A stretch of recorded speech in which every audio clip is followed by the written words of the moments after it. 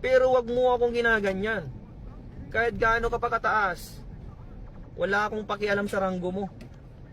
Diba? Wala akong pakialam sa ranggo mo. Kahit ano ka pa, kahit general ka pa. Kahit ikaw pa ang hepe ng PNP, kahit ikaw pa yung pinakamataas sa buong mundo, sabi ko na nga ba. Kapag kinupal-kupal mo ako at ay napakan mo yung dignidad ko, magkamatayan na tayo. Diba? Yun yung prinsipyo na pinaglalaban ko, mga kasama. Yan yung tinatawag na prinsipyo. Hindi yan mabibili ng pera kahit anong magkano mang pera yan. Tandaan nyo lagi na yung prinsipyo lang yung kaya mong ipaglaban sa buong buhay mo. Hindi pwedeng bilhin ng kahit magkano yun. Nagpulis tayo, hindi dahil sa pera. Tandaan nyo yan. Nung nag-a-apply tayo ng pulis, ang dami nating pinagdaanan, ang dami nating pagsubok para lang makapasok. Diba? Tapos ngayon na may pagsubok sa atin, ibebenta nyo yung prinsipyo nyo. Kaya tayo nagpulis kasi gusto natin maayos.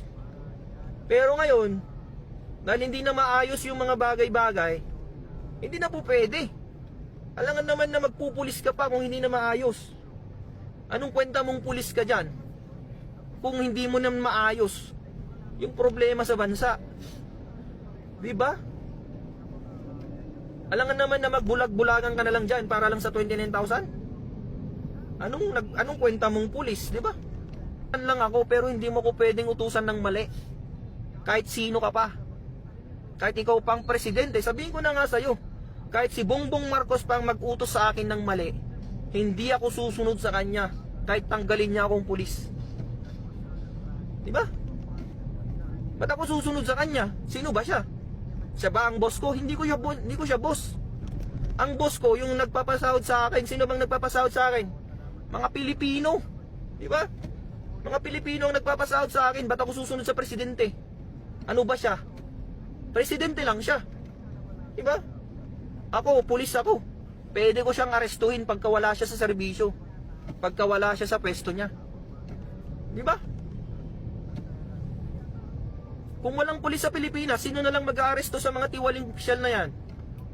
Kaya tayo nagpulis para hindi tayo maging kakampi ng mga tiwaling opisyal.